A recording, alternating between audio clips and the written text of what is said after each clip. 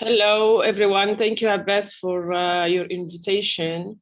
Thank you to all the speakers to be here. I'm actually learning a lot also.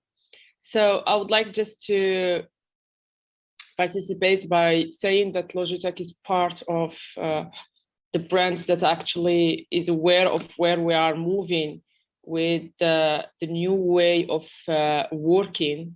So today we're just gonna talk a little bit about how we moved from the traditional offices to the new kind, I would say, of hybrid workplaces, and what we're gonna need as a tools, what are the solutions, and where we are for each kind, I would say, of building per verticals. It can be education, healthcare, governments, all the sectors. Next, please.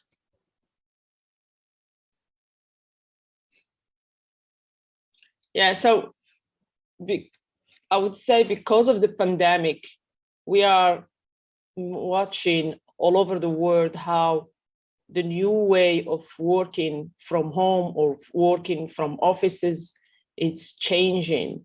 So we are talking more about declining the traditional offices and welcoming the hybrid workplace. Next, please.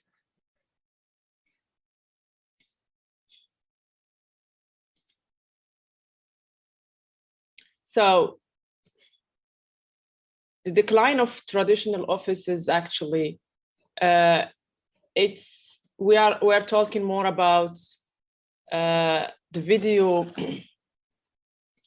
collaboration as a product line is helping a lot, but that's because we are seeing a new kind of hybrid work environment where employees need to be able to move seamlessly between the offices and the other personal workspace without any disruption to their ability to work and collaborate productively. So speaking of disruption, according to another recent report from Feature Source, we have only 36% of surveyed employees working from home had dedicated office spaces. The rest were making do with other spaces in their home, like the living room, bedroom, kitchens, and etc. Next. So it starts, as I was saying, it starts with the pandemic, and seamlessly overnight, IT organizations had to make big bets on crucial technologies to enable virtual collaboration for a newly remote workspace. So standards IT process for security vetting, testing, training, users are critical to an organization's success, but none of that was an option when the pandemic hit. Next, please.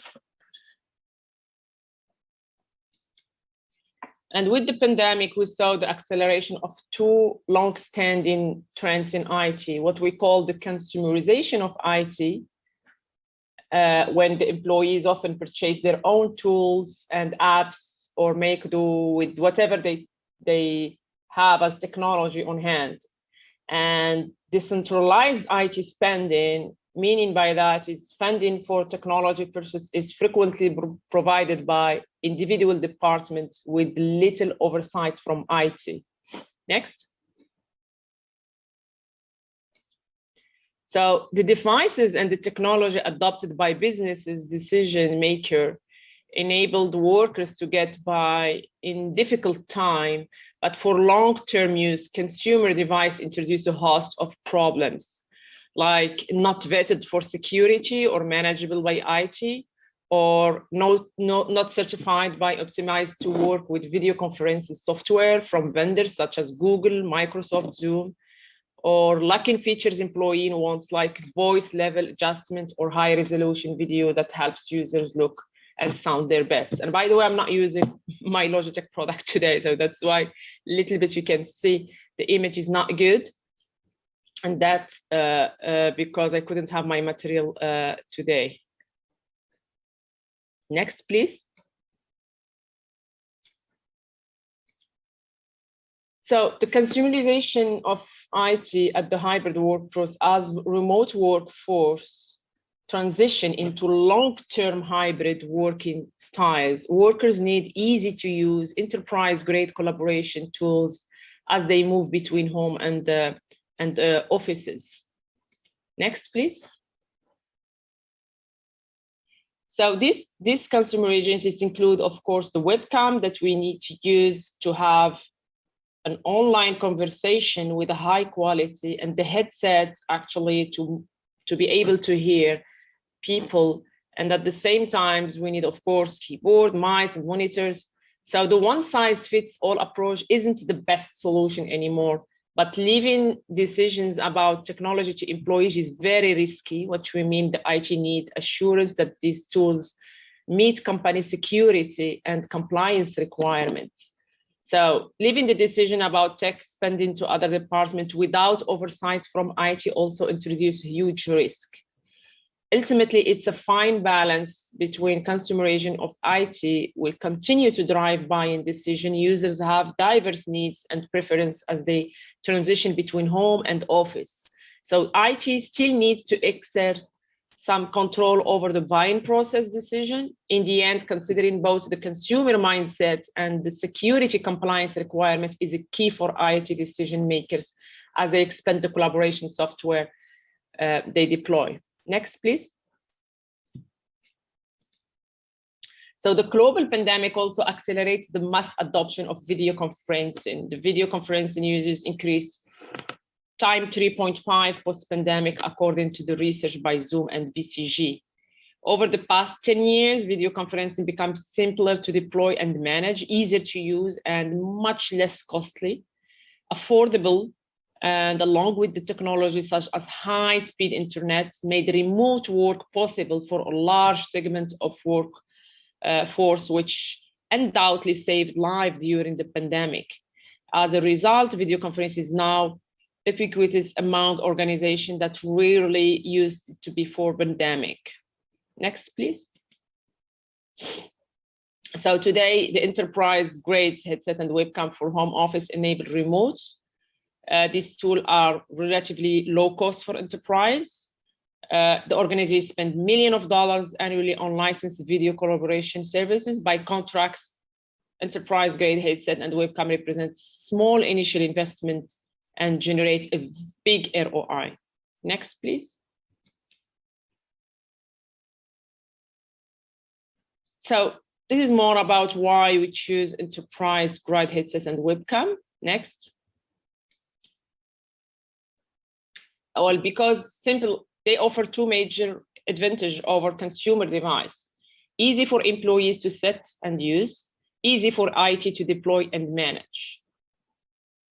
So basically for the employees, they propose built webcams, headset, generically plug and play, unlikely to have the connectivity integration issues that often occur when consumer peripherals are used to business case.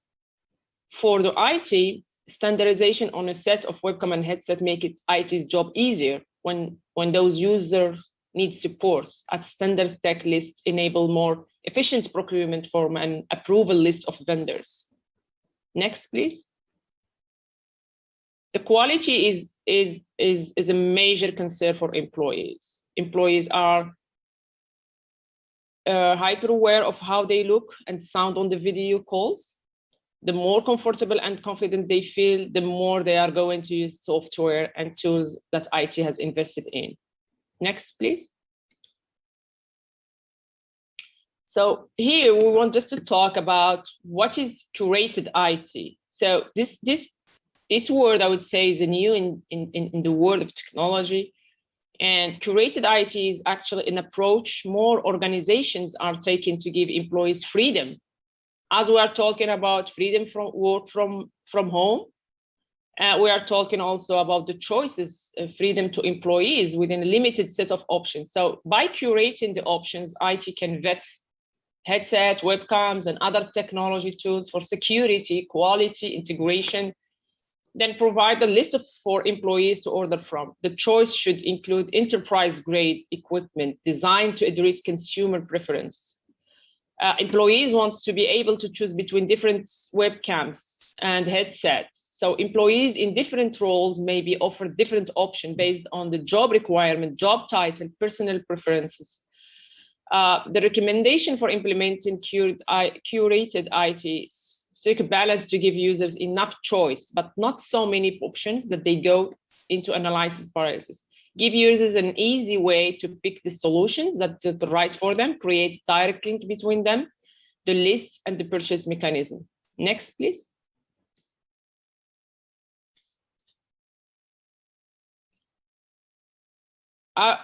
Here, actually, we are talking more about the essential tools for the modern employee. We talked about the quality, which is a major concern for employees, the curated IT.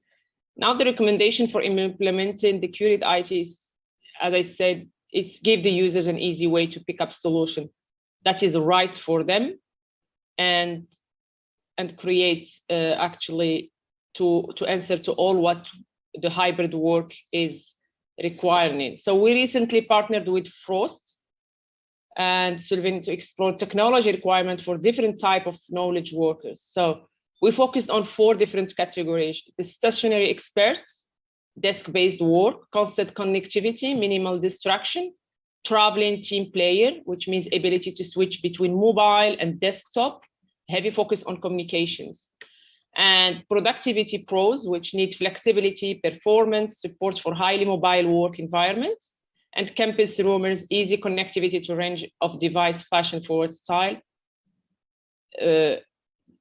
I can see Abbas, is my time, right? No, that's fine. Continue until you have to finish. It's okay. Okay. We have 3 minutes.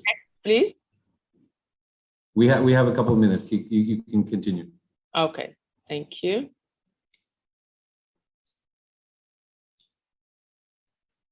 Next slide, please.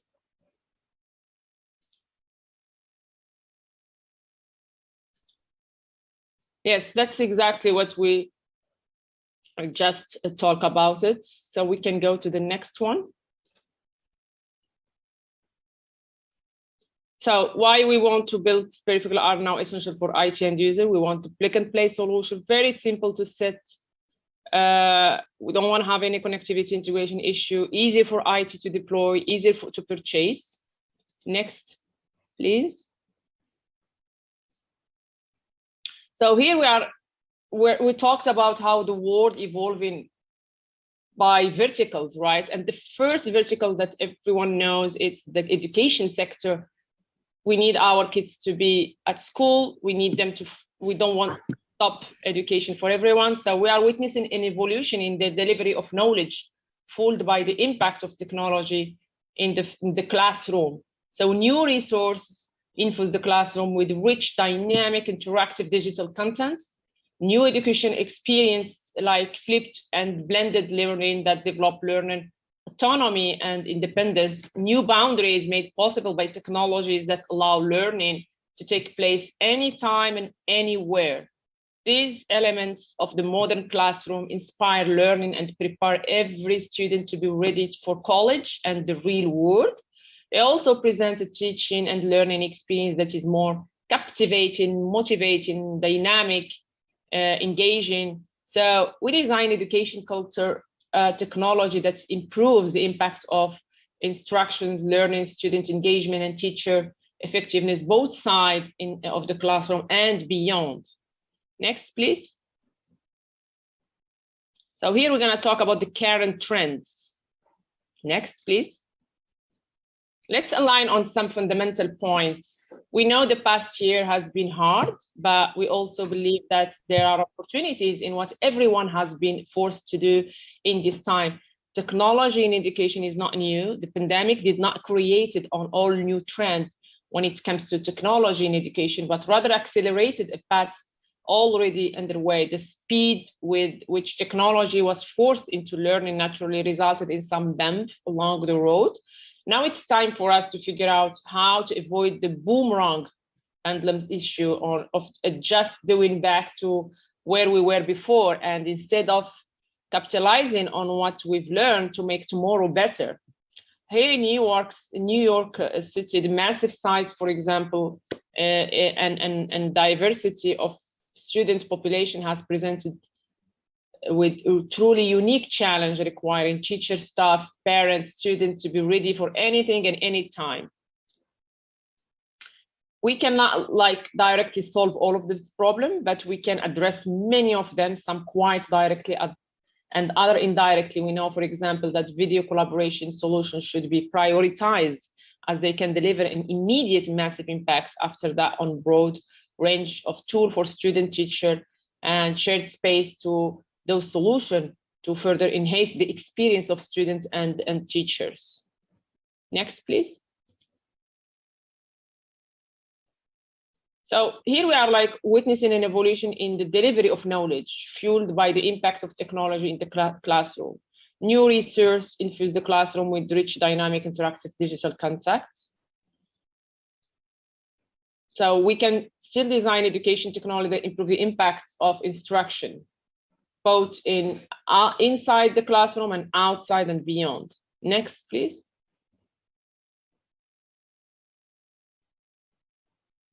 So here, by developing what we call the classroom of the now, the classroom of the now knowledge and the new reality that now can change at any time, and that a classroom can be anywhere and taking many form requiring a solution that can adapt of those facts. Next, please. As I mentioned before in the beginning of this presentation, if we focus on three, I would say, most important vertical: education, healthcare, and government. All of them are offices, right? Somehow, but they are workspace somehow, but each segment is very particular, I would say. Next, please.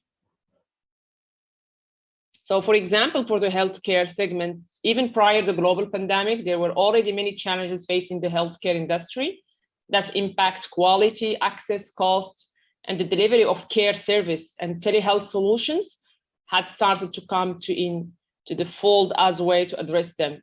Challenges such as provider shortage amongst an expanding and aging population and increased prevalence of chronic condition, as well as raising costs.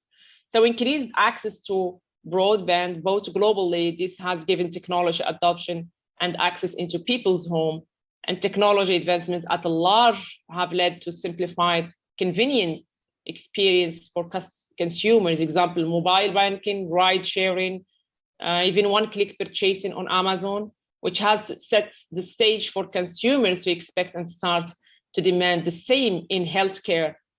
All of these trends have been putting pressure on the healthcare industry to look towards technology to lower the costs and meet the needs of a changing market. And even before the pandemic struck, they were looking to telehealth to do that. So the problem was telehealth has been around for a long time, but couldn't catch on the foothold due to many factors, not limited to clinic resistance and reimbursement issue. Something had to change for there to be widespread adoption. So let's take a pause and test the theory. Our first poll question is there any? I think what we'll do is we'll break down Loubna, and we'll go to the next speak. And at the end of the speaking of all four presenters, then we'll do the panel discussion. Okay. Okay. Perfect. Thank you very much. So I appreciate it. Thank you.